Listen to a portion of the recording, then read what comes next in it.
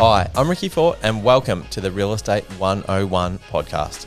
Join me as I lift the lid on the real estate industry and share some great stories from behind the scenes. Like and subscribe and enjoy this episode.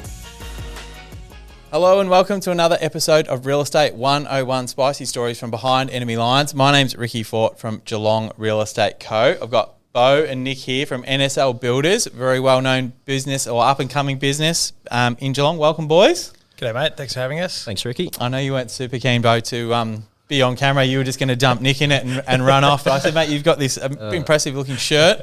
You look good on camera. There's no way we're letting you go. So, guys, thanks for coming in. Oh, good. Friday, obviously busy for you, Nick. Like, obviously, running the business and stuff. Obviously, what's Friday look like for you normally?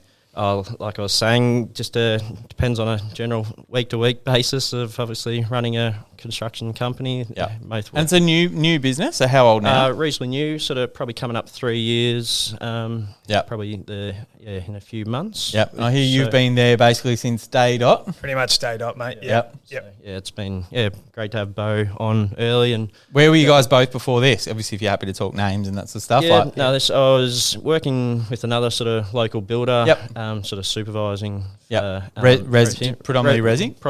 Sort of whole sort of career has been in the residential. So And yourself, mate? Mate, I was a bit of a COVID industry change, so I probably spent the best part of a decade in the fitness industry, managing big corporate gyms, sales ops sort of background. Yeah, you can talk underwater. You should have got in real estate, I reckon. Just had an absolute, enough of it through COVID. It was one of those industries that got smashed.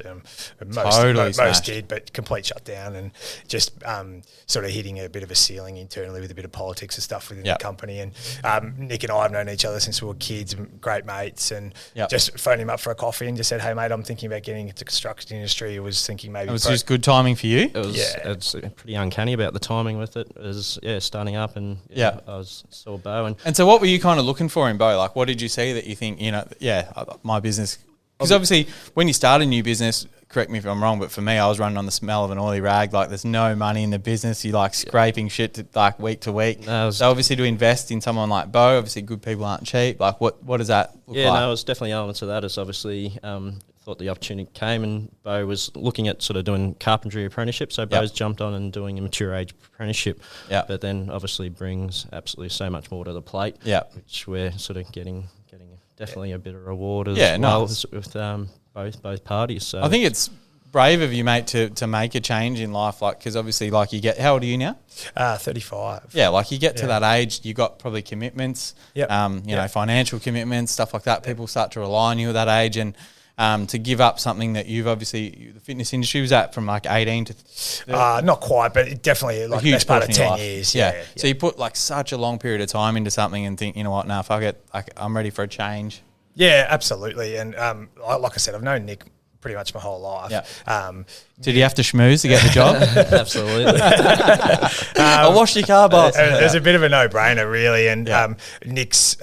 brilliant with the construction side, and he'll go into detail his experience in building like medium to high end homes, and I've obviously got some skills on the back end that Nick's never been exposed to, and then it's where we're just dangerous combo, boys. Dangerous combo. We're combining for a bit more than a triple threat, I think. So it's been great, and we're on trending in the upward sort of direction, which is what you want. And so, mate, tell us about obviously like starting the business. Obviously, 2 and a bit years ago, that's like thick COVID time. That's exactly what I did as well. So, like, kudos to being brave and manning up and having a crack. Brave and stupid. I guess. What made you want to just think, fuck it? Obviously, being a registered builder, and that process is not an overnight sort of exercise. So it's been a sort of long time sort of coming, and obviously getting the experience, and also having the sort of experience, and Are you married? Married, one young kid, 18 months. So that was all sort of happening at the same time too. So I was starting a business, having a kid, getting married. Did exactly the same thing, mate. Doing it all at once. So just bite off more than you can chew. Worry about it later. Is your wife like a big supporter? Yeah, absolutely. Couldn't ask for it. I think if you've got someone in your corner that doesn't ask questions and just like, you can do this. Yeah, go and do it. She asked questions as well, but well, it's probably a good balance. You know what I mean? Yeah. So tell us about the first couple of years. Obviously, I've spoken in the show about my journey around when I had the idea of wanting to start a business, and just tell people a little bit about from when you have that thought process to like how long it takes to open the door and turn on your website. Like, how long does that take? Well, going back, it's probably been 15 years. 15 years. 15 years. Sort of first had the thought of sort of starting up my own sort of construction company. With obviously the process getting sort of registration. Sort of originally was in Ballarat and moved. You're a Ballarat boy. Ballarat boy. So we what school did you go to? It was St. Pat's. Pat's as well. No, it was Ballarat Secondary. Nice. Yeah, I went to Damascus and then got booted out of there in year 11 and went to Ballarat High, which was free. And my parents were like, "Thank God," because that was just a waste of money sending him to a private school. But so Ballarat boys, obviously. Ballarat boy. Moved down here to. What brought you down this way? Chase the Lovely. So your missus is from down here. Down. Yeah, she grew up in Ocean Grove. Yeah, my missus is Geelong. They make good ones down here. So. What about you, mate? What's my wife is a Kiwi, so I grabbed her from across a ditch, actually. Okay. Worked out okay? Good work. Yeah, it's good. Yep. So obviously, when do you guys move to Geelong? Moved to Geelong, must have been around sort of 2016, 17. Oh, okay. So recent addition. Yeah, recent addition. Mate, who do you follow in the footy? I'm a dogs man. So it's right. Cats. Cats, good boy. Good. I don't even go for cats, but I feel like I need to spruik them on this bloody show. Yeah. All right. Cool. So obviously moved to Geelong in 2016. You've been thinking about it for a while, and then obviously. Was lucky enough to sort of get the opportunity working with a couple other builders and just getting a really good insight into what it goes into running sort of a small residential building company. And then, decided obviously now's the time. Now or never. How did you go given notice? Obviously, it was not too bad. Because it can be emotional, obviously. Yeah, they understood and sort of probably had that sort of constant communication with them from the start. Are you in competition with those guys now? You could say so. We're in the same sort of market or whatever, but sometimes... They didn't try and sue you? There's nothing signed. No, it's one of those markets where, you can there's... operate in the same market without treading on people's toes. No, definitely. Definitely. And I think people are naive to think that just because you don't work together, basically everybody's competition, right? Like people that I work with inside of the business are, depending if you're an optimist or a pessimist, but you're competition with everybody. So like, I think it's just, as you said, managing relationships and having respect for other people and and finding those sort of lines where you Have you stayed in touch with them, or it's kind of like you're on now doing no need, you're doing your own thing? Obviously don't reach out day to day, but we come across. Nice. Talk here and there. Do you have mentors like inside the, like, not so much like builders who know more than you or whatever, but it's probably more just from like a business perspective. Do you know what I mean? Like, are there guys that you can call and say this has happened, or if what would you do if you were me in this? Like, obviously Beau's a big part of that now, obviously, but any older heads that you maybe go to? Yeah, there's obviously, I've got a few family members that have been in the industry for a long time. You come from a background of builders? Yeah, background sort of builders. A few uncles are builders. Dad sort of doesn't have a trade behind him, but sort of, That's how it was done back in the day. No trade. You just put the tool belt on. Let's get into it. Yeah, he built our own home when we were kids and stuff like that. Back in Ballarat, obviously? Close to Ballarat. So it's... not in the dodgy part? I grew up in Delacombe. It was the dodgy part. It was about half hour, 40 minutes out of Ballarat. So, tell us about, obviously, once you start your business and you're up and running and that sort of thing, tell us a bit about what, those first... Were there any like oh shit moments? You think, was this a good idea or not? Well, yeah, there's you've done a bit of prep work. I've never people don't do prep work. So like you were saying, it was pretty much the sort of start and medium COVID. So like everyone sort of knows, it was quite a tough time in the building industry, let alone a lot of industries. Yeah, with everything from price increases. I used to think it was hilarious. You drive past a building site and there's like a guy up doing a roof truss and he's got a face mask on. There's no one around. You're like, the fuck is this? I was only having a conversation with a client this morning. Just that seems just like a bad nightmare with the COVID and the things we had to do. And glad it's a weird time. Glad it's behind us for sure. So, obviously, tell us a bit more about, like, uncertainty or... So, sort of obviously there was a bit of that sort of uncertainty. You sort of were price jobs pre-COVID, coming in, and then you sort of obviously honouring fixed price contracts. Yep. Like, I don't think there's any builders around the world that haven't sort of gone through a pretty taking a hit with a fixed price contract over the last sort of handful of years. So that was definitely one of those. And how do you manage that now? Have you just gone to like a materials plus sort of setup? So with the Victorian sort of regulations these days, it sort of has to be, can't do a cost plus contract without over $1 million. So really, yeah. So with geez, it makes it hard for you guys. So it's obviously there's majority of contracts. Well, we've only had $1 million plus contract at this stage. So obviously there's not everyone's building $1 million homes these days, So most of it's fixed price contracts. So there's not, in other states there are conditions with price increase clauses and stuff you can do, but in Victoria there's not at the moment. So they probably need to fix that. I think like Nick's done a lot of work and research on the estimating and quoting side of things as well. So I think that sort of leads into it, getting your formula right, getting it right in that process, and that can sort of help a little bit through some changes in material costs, labour shortage, whatever it is. Yeah. So hard times. I guess, with when I started my business, I had like a certain cash flow buffer that I'd sat down with my accountant and did some projections. I'm like, all right, hopefully this is like roughly 12 months worth of cash flow and we'll see what happens. But like, how long was it? Say at the 3-month mark, were you ahead of schedule, behind schedule? Obviously, it was a little bit hard to tell in that sort of time period. I didn't put an exact sort of dollars and figures on it. Probably lucky enough that personally we were in a financial position we could probably sort of back ourselves a little bit, and probably wouldn't have done it at that time or period. Was your partner working? Partner was working. She's a nurse at ED in here at Bowen Health. That would have been an interesting time for her at COVID as well. Don't get me wrong, I'd come home and whinge about wearing a face mask on site. She's like, taking the piss. And then you should have seen the looks I was getting across with her, full gowned in full PPE to dealing with them at the front line. So full on. So I guess like fast forward from opening the business to 12 months in, what does that look like? Yep. So what was that first 12-month period? We were really lucky enough, just with a few sort of contacts personally and stuff like that, to land some really sort of good jobs. And some good people.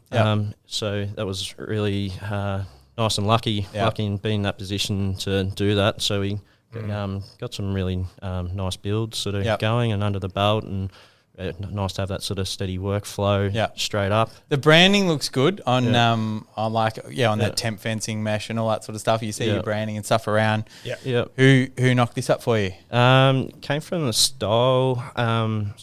Style Guide. It was probably about 5-6 years ago now, so I'm trying to stretch the memory of her name. So it's come up well. You're happy with it? Yeah, no. I always give people shit for like naming the business after themselves. I've already made a note of my notes about that. Would you do it? Go on again. Would you do that again? I was going to say, I was thinking about it just after a few of the questions you had. We haven't asked any of those, by the way. We'll get to those. Exactly.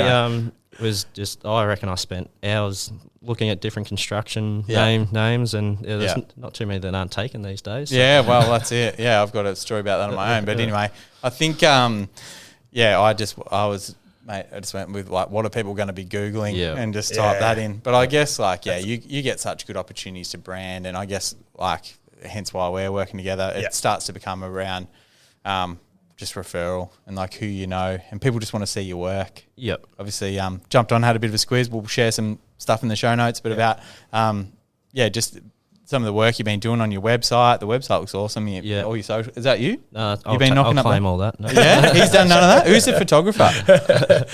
So we got a professional photographer for the end of jobs. But sort of day to day, week to week sort of stuff I'm handling. And how's he going? Look on the site, proofs in the pudding. And being able to sort of wing it a little bit. We've got obviously an IT company, and they've given me access to the back end of the website and taught me a bit of stuff on the back end. So this is what I said before about like doing the podcast and that. I was like, I'm not doing this shit myself. Like there's only so much like brain capacity you've got. Opening a new business, organising trades, materials, quotes, actually building stuff. Yeah. Like having someone like Beau that can just suck it and see, figure it out. It goes back to the start where it comes in so valuable with all that sort of stuff. So and I think something that I love in Nick professionally, obviously never having worked with him before, is that he goes away from the old mold of the construction industry of, this is the way my grandfather did it, this is the way my dad did it, this is the way I did it. He's got such an open mind around trying these new things, going hard on Instagram or trying to think about something outside the box rather than just doing it the same old way, getting the same old result. Yeah. So it's good. I've got no sort of ceiling to work with it a little bit. And as the years go on, I'll step more and more into that role. Yep. And, the world's the oyster, or Geelong and Surf Coast and surrounding areas is our oyster. I like that. Good capture. I guess it's very similar to real estate, mate. Like what happens, obviously people become good salespeople, and in your instance become good builders, and they get sick of giving a certain percentage of their income away. So they're like, I'm going to do it myself. Like that's the to strip it right back. That's what most people think. But what they don't realise is just because you're a good builder doesn't mean you're a good businessman. And I respect that you've realised that really early, because I'm in a position where I would love to step away and like give a lot of this stuff to somebody else. But it's like financially, like knowing, taking the initiative to trust yourself and believe in the people around you and invest in your business. Yeah. The sooner you get to that, the better, because like I'm not ashamed to admit, like I'm still the cleaner here. Yeah. I'm still the bookkeeper here. I'm still doing payroll here. I'm not ashamed to admit it, but also you realise that you could be doing other better things. I mean, that's not your strength. So it's just finding that balance between like what you can afford and what's best for business, I guess. And these guys are, production team are doing the same thing. So, mate, I probably need to look at some of these questions. I haven't. I don't want to be too cringe. I feel like we're kicking goals here. So, tell us about maybe some of the highs. Like, what's something good that's happened for the business, and outside landing Beau, obviously. Absolutely, that was the number one. Probably just touched on it before, was just having the sort of opportunity from get-go, just working with some amazing clients and building some. What's your favourite build so far? Stunning home. Well, it doesn't have to be a full build because that limits you, but what's your favourite project you've done? There's probably just probably our crown jewels, our sort of Anderson Street project in Middle Old Torquay, which is a sort of architecture. Who'd you have to sleep with to get that job? That's absolute ripper. That was actually another Ballarat connection actually. Was, nice. He was lucky enough to give us the opportunity. We'll see if we can put up some photos of that project, obviously online, on the website and stuff like that. Flip that on its head. What's the worst thing that's happened? Tell me you've put an excavator through a water main. Touch of that. It was probably the same project, to be honest. It wasn't construction. It was more just starting the job, and obviously quoting your first few jobs. And it was probably still a little bit of a learning curve for me.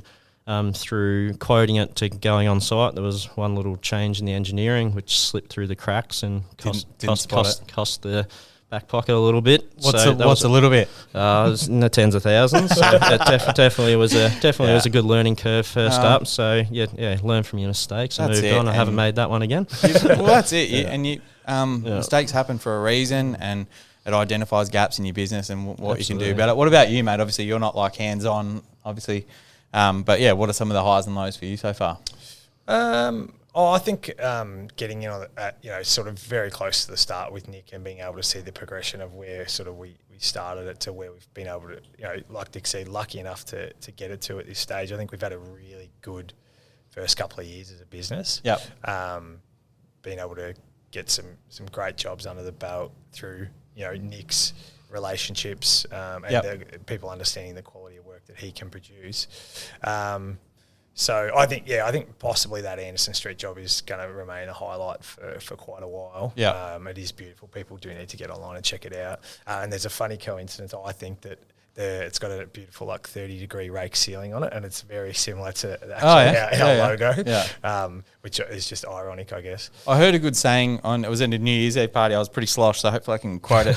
But it was something like, may the best of this year be the worst of next, or whatever. So obviously if that's the direction that your business, you're trying to take this, and they're the clients that we're hoping to start, sending your way. But I just think remembering those as highlights, but now you want that to be benchmark. You want to be the not the minimum, but start being known for that sort of business. And it's one of those things it's about opportunity. You just got to have someone give you a crack at it, and now the proof's in the pudding. You want to see my work? That's what we can deliver. Let me show you. Yeah. How are you guys going with like Google and stuff? Are you putting any focus into that yet? Haven't gone too hard into it yet. We've only really had the website live for maybe 6 months or somewhere in that ballpark. And just sort of starting to refine and get that really, really good. And then we're going to probably in the last 3 months, we've started to go down some paid advertising and this sort of stuff. We've done some stuff with Surf Coast Living Mag, Geelong Surf Coast Living Mag.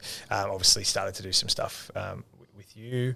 And then, I'll keep sort of progressing it and building and learning too. There's still a gap there. There's a lot of stuff that I don't know about. But like I said before too, our IT company's quite good and they're very helpful. And the suck it and see, like you said before too, is sort of how we're going. Got to try different things. Obviously, I know Nick, you're a bit nervous about coming on the podcast. Like, it's not your thing, being on camera and all that sort of stuff. Like, you're a builder, you're passionate about that sort of stuff. But it's just doing stuff that you get comfortable in the uncomfortable, try new things, put yourself out there. Absolutely. Because I think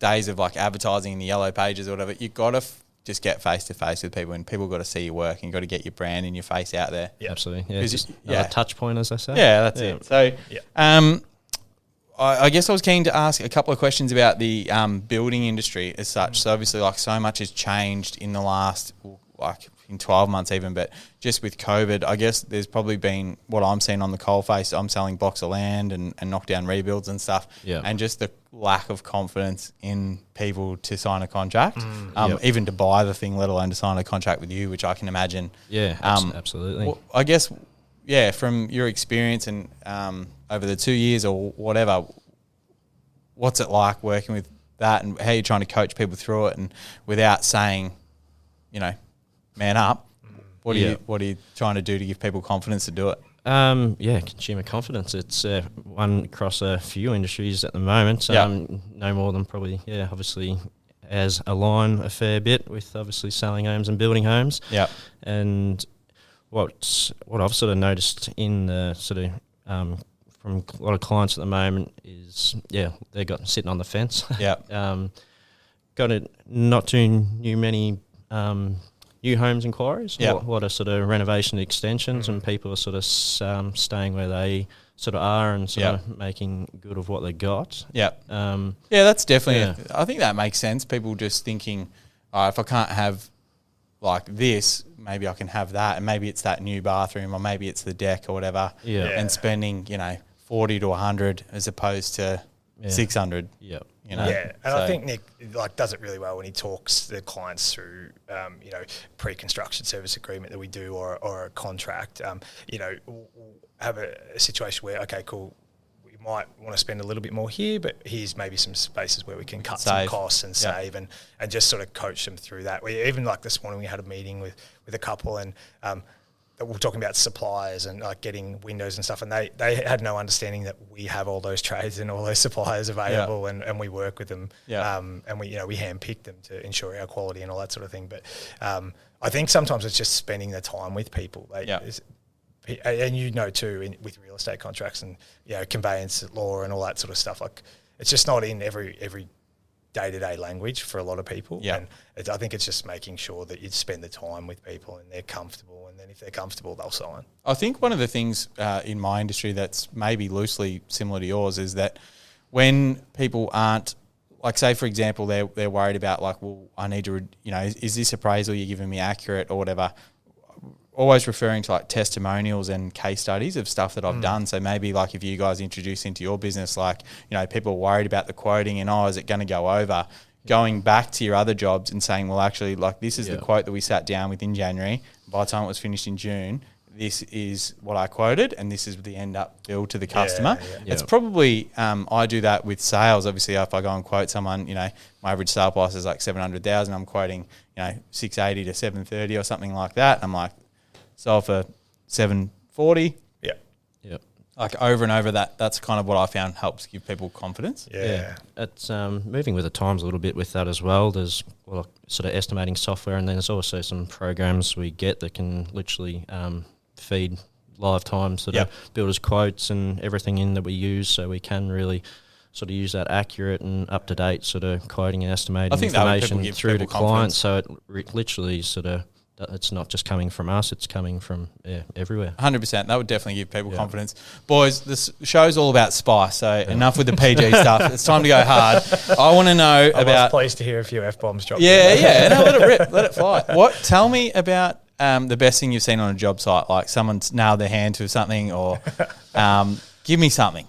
Oh, you've come in with your list. There's got to be something. I'm going to throw the list away. This one just comes to me when you want to go a little bit out of the PG zone. Must have been, I reckon it was early on, building career, and must have been first or second year apprentice, and I hear a cry, and the boss comes around the corner, and he has a nail stuck through his hand in one hand and a pair of pliers in the other, and wanted me to pull it out.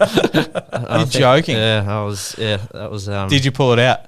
Yeah, I had to. Oh, so love that. Yeah, that was. Any good Portaloo stories? I feel like there'd have to be like every time I look at blokes coming out of those, I was like, that's not for me. On a 40-degree summer's day, they're well truly avoided. That's a shocking place to be. That's a no for me. Yeah, clear. What about you, mate? Have you got any good spicy stories? What about even from the gym days? I probably haven't got anything too crazy from the building site. I've seen a bloke come off a ladder, not on our job site, of course. Of course. Work safe, shout out. We're compliant. He actually got away but he had huge screws in his nail bag. He could have gone south. A bit rough, but he just walked away from it, thankfully.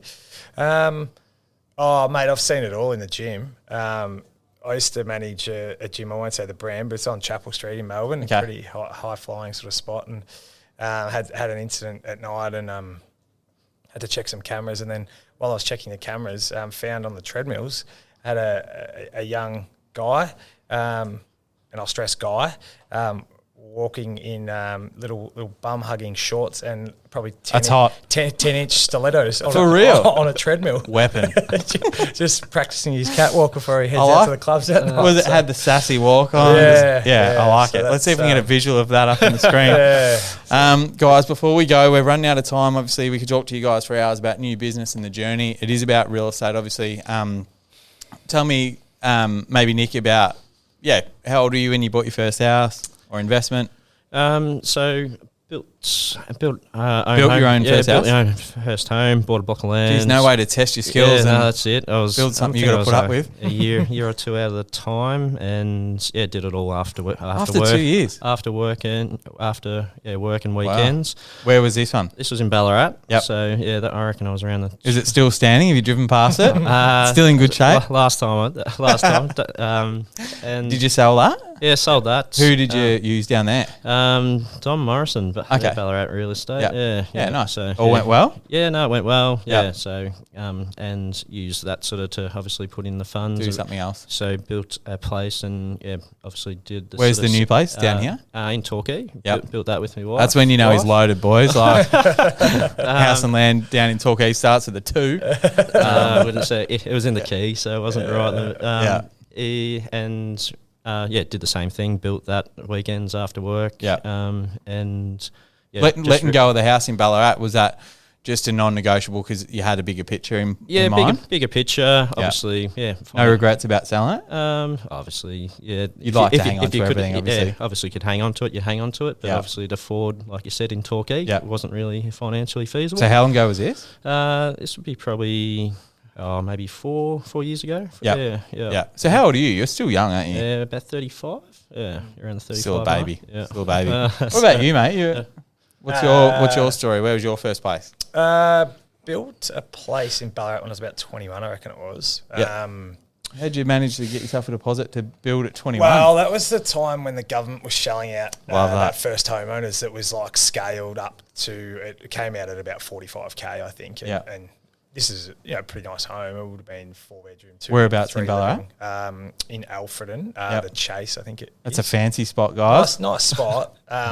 And it would have cost $315,000 all told. For house and land. Yeah, I got a little bit of a lick on the land. You build a deck now for that. My footy coach at the time was a in management at Integra, and they did all the land development there. Yeah, I maybe got 10% off the block or something. Yeah, plus all that cash from the government. So that was that. But did you retain that or you sold up? It was a classic split up with a girlfriend. Oh, that old chestnut. Yeah, so it would have been nice to have now. Yeah. But sold that one. Then moved to Melbourne. And then run the gym scene. Yeah, down there. And then we've got it. My wife and I got a place in Mount Dunedin now. So. Yeah, nice. You built that yourself? Nah, that was a purchase. It was probably about 4 years old. How'd the purchase go? Yeah, all good. Yep. Yeah, it didn't have too much drama at all. We sort of bought it, as I said before, my wife's a Kiwi. My mother-in-law's moved over. Yep. So we sort of bought it as a bit of an investment, and we've got her in it. Yep. She'll probably see her days out in there. And it's always hard buying an investment, putting a family member in it, because financially it's not like you can't charge market rent. Nah, that's right. Like we obviously look after her. The most annoying part is probably having to go to mow the lawns. You don't do that for your tenants. But, it's all good. It's a great setup for everyone, I think. Yeah, nice win. Boys, what's on for the rest of the Friday? Not much. Wash the work car and get Beau out in the stilettos and little shorts and watch the Yeah, we'll just pull up here on Packing Street, boys, and give everyone a watch. Any good projects that guys can keep an eye at? Anything good you got coming up?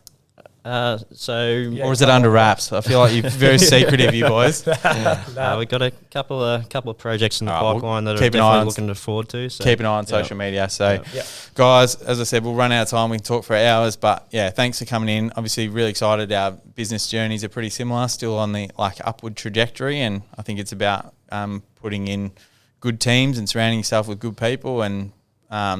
Like this guy, and obviously getting yourself out of your comfort zone and trying something different. So well done. Thanks 100%. For coming on. Thanks, Ricky. And hopefully we can continue to do some fun things together. And if anyone's looking to find you guys, what's the phone number? The best place is probably just on the website with all our details on there. So nslbuilders.com.au, and you'll find all our contact details. Very sexy website. Projects and a bit of information about ourselves. Brilliant. Thanks so much, boys. Thanks for coming on. Happy Friday. Cheers. Cheers. Yo.